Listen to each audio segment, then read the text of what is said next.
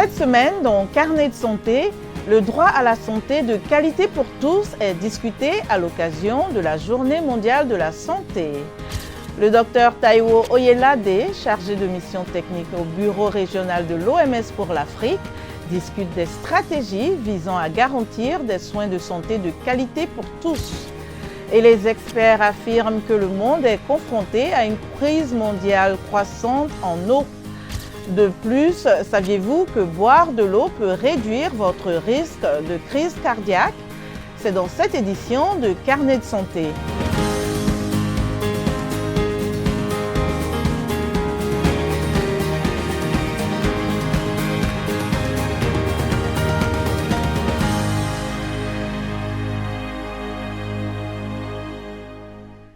Bonjour à tous, merci de nous rejoindre pour une nouvelle édition de Carnet de santé.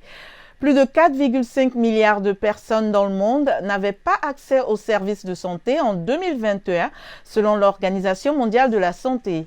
Les maladies non transmissibles, les troubles de santé mentale et la mortalité maternelle sont certains défis qui coûtent la vie de manière disproportionnée dans les communautés marginalisées. Le manque d'accès aux soins de qualité affecte au moins 600 millions de personnes en Afrique. La Journée mondiale de la santé a été commémorée le 7 avril avec pour thème « Ma santé, mon droit ». Les experts affirment que bénéficier du plus haut standard possible de santé est un droit fondamental pour tout être humain. Au Nigeria, 6 citoyens sur 10 n'ont pas accès à des services de soins de santé primaires de qualité, selon l'Agence nationale de développement des soins de santé primaires. Les autorités essaient d'y remédier, notamment à travers un système national d'assurance maladie. Reportage Timothée Obiezou. Récit Gabi Dorsil. La fille de Jemima Adamou, âgée de 12 ans, a été diagnostiquée avec une paralysie cérébrale à l'âge de 2 ans.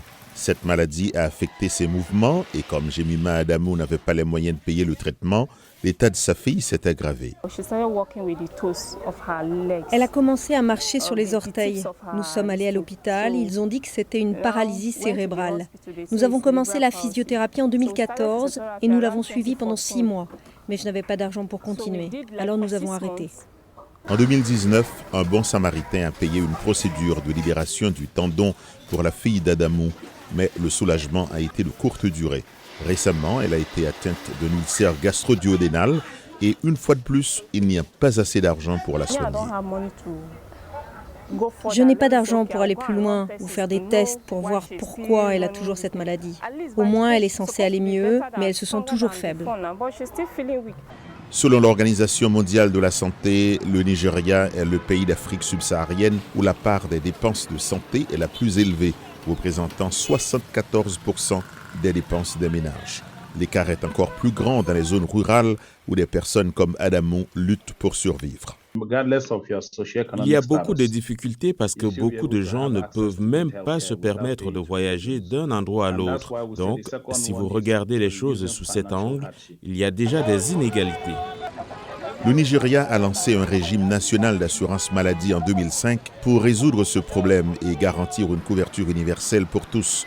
Mais près de 20 ans plus tard, moins de 5% des citoyens sont couverts par ce programme. Certains experts affirment que les investissements limités du gouvernement et la corruption ont entravé les efforts visant à améliorer la fourniture de soins de santé aux Nigérians. Nous devons travailler à lutter contre la corruption, nous occuper de l'insécurité, améliorer l'industrie, etc. Lorsque toutes ces choses seront prises en compte de manière holistique, nous pourrons alors augmenter et améliorer notre allocation budgétaire aux soins de santé. Seule une part d'environ 5% du budget national de 2024 a été allouée aux soins de santé, ce qui est inférieur à l'objectif annuel de 15% fixé par l'Union africaine en 2001. Le Nigeria s'efforce également de contrôler l'exode des médecins qui quittent le pays à la recherche de meilleures opportunités. À l'occasion de la Journée mondiale de la santé, les autorités nigérianes se sont engagées à améliorer les soins de santé, donnant ainsi de l'espoir à des personnes comme Adamou. Le docteur Taiwo Oyelade est chargé de mission pour le genre, l'équité et les droits humains au bureau régional de l'OMS pour l'Afrique. Il discute de l'importance de l'accès aux services de santé pour tous. Around the world, Vous savez, dans le monde entier, le droit à la santé de millions de personnes est de plus en plus menacé. Nous entendons parler de conflits, qu'ils soient prolongés ou aigus, de l'effet du changement climatique, de l'effet du réchauffement de la planète et de tous les impacts sur la santé des personnes. Nous savons aussi que des millions de personnes vulnérables et défavorisées n'ont pas accès à des soins de santé de qualité. Pour la Journée mondiale de la santé de cette année, le thème « Ma santé, mes droits » a été choisi pour défendre le droit de chacun partout à des soins de santé de qualité.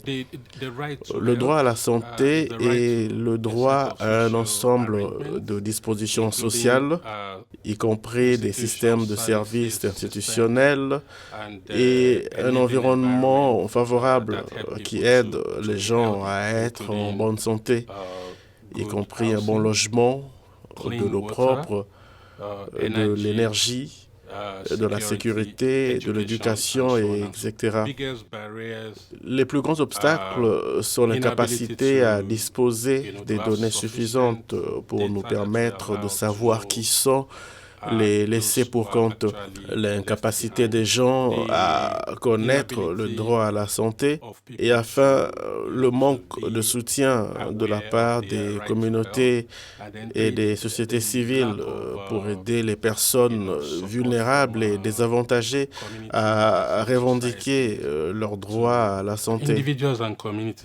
Les individus et les communautés ont un rôle très important à jouer pour sensibiliser et renforcer les capacités des personnes à revendiquer leurs droits à la santé. Les décideurs politiques ont le rôle le plus important à jouer à cet égard. Premièrement, faire le premier pas en approuvant les traités et les conventions relatives aux droits à la santé. Il faut donc aller plus loin. Beaucoup de pays le font déjà.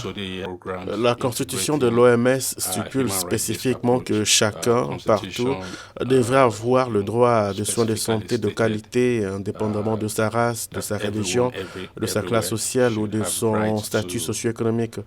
Cela est donc conforme à la Déclaration universelle des droits de l'homme qui mentionne le droit à la santé. À cet égard, l'OMS intègre l'approche de la santé fondée sur les droits de l'homme dans le soutien qu'elle apporte à ces deux États membres. Que considérez-vous comme vos droits en matière de santé et quelles sont les modifications ou améliorations que vous aimeriez voir apportées au système de santé de votre communauté pour garantir que votre droit et le droit de tous à une santé de qualité soient atteints? Voici quelques réactions enregistrées à Abuja, au Nigeria. Ce que je devrais considérer comme mon droit à la santé, c'est d'avoir un régime alimentaire adéquat et aussi, nous devrions assurer que la communauté, les gens puissent favoriser un environnement hygiénique. Tout d'abord, le droit à une bonne alimentation, le droit à un très bon environnement, le droit à la santé mentale et surtout parce que tout cela se résume à une bonne santé. J'ai eu le privilège de visiter l'hôpital à 2 reprises. Une fois, j'ai emmené quelqu'un à l'hôpital. Ensuite, j'ai fait un bilan de santé lorsque j'ai constaté des changements. Et je dois vous dire que je n'ai pas été satisfait des services médicaux. Tout d'abord, il est vraiment très pénible et stressant qu'il vous dirige d'un endroit à l'autre avant que vous ne puissiez finalement voir un consultant. En fait, j'aimerais que le gouvernement prévoie des facilités dans le secteur médical. Oui, au moins pour que les gens restent en bonne santé, peut-être aussi. Et des informations sur la façon de rester en bonne santé, de manger sainement, parce que la santé est une bonne chose. Sans la santé, il n'y a pas de richesse. Absolument. Je veux une situation où je pourrais, vous savez, manger sainement, probablement avoir un espace où je pourrais faire différents exercices, au moins qui me permettront de rester en forme et d'être en meilleure santé. Et deuxièmement, vous avez probablement accès à de l'eau potable, que ce soit à la maison ou à l'extérieur, parce que nous devons garder la maison très propre pour éviter la typhoïde. Un risque croissant de conflit sur les ressources en eau émerge à mesure que le changement climatique s'installe, selon les Nations Unies. L'agence d'aide Oxfam accuse les grandes entreprises mondiales de s'emparer de l'eau des pays plus pauvres pour augmenter leurs profits, comme le rapporte Henry Ridgwell depuis Londres. Le récit est de Arzuma Compaoré. À Johannesburg, en Afrique du Sud, les robinets sont à sec. La ville a vu s'effondrer son système d'approvisionnement en eau, affectant des millions de personnes. À Soweto, à la périphérie de la ville, des milliers de personnes font la queue chaque jour pour aller chercher de l'eau dans des camions-citernes. Cela a été un véritable défi, une période très difficile pour mon âge, que de devoir être ici et apporter ces seaux de 20 litres. Et ce qui est triste, c'est que nous ne savons pas quand nos robinets couleront à nouveau. L'effondrement des infrastructures est en partie responsable. Mais les scientifiques affirment que le changement climatique est à l'origine de l'assèchement des rivières et des réservoirs en Afrique du Sud et dans de nombreuses autres régions du monde. On estime que 2,2 milliards de personnes vivent sans eau potable gérée en toute sécurité. Selon les scientifiques de l'ONU, environ la moitié de la population mondiale est confrontée à une grave pénurie d'eau pendant au moins une partie de l'année, les nations les plus pauvres du Sud ou pays en développement étant les plus touchées. Dans un nouveau rapport, l'organisation humanitaire Oxfam accuse les grandes entreprises mondiales de s'accaparer et de polluer des ressources en eau vitale au détriment des populations locales afin de réaliser des bénéfices. L'eau est surutilisée par les pays riches du Nord, ce qui prive les pays du Sud de l'accès à l'eau.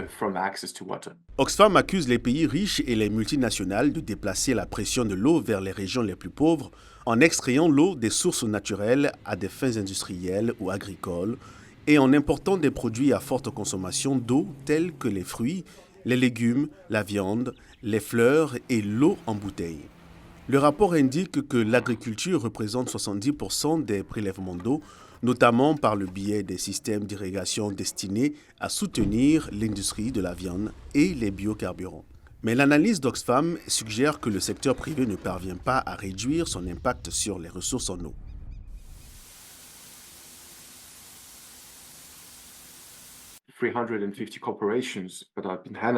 Sur 350 entreprises analysées dans la base de données, qui représentent la moitié du revenu agricole mondial, seulement 1 sur 4 déclare réduire l'utilisation de l'eau et la pollution. Cette année, les Nations Unies mettent en garde contre le risque croissant des conflits liés à l'eau.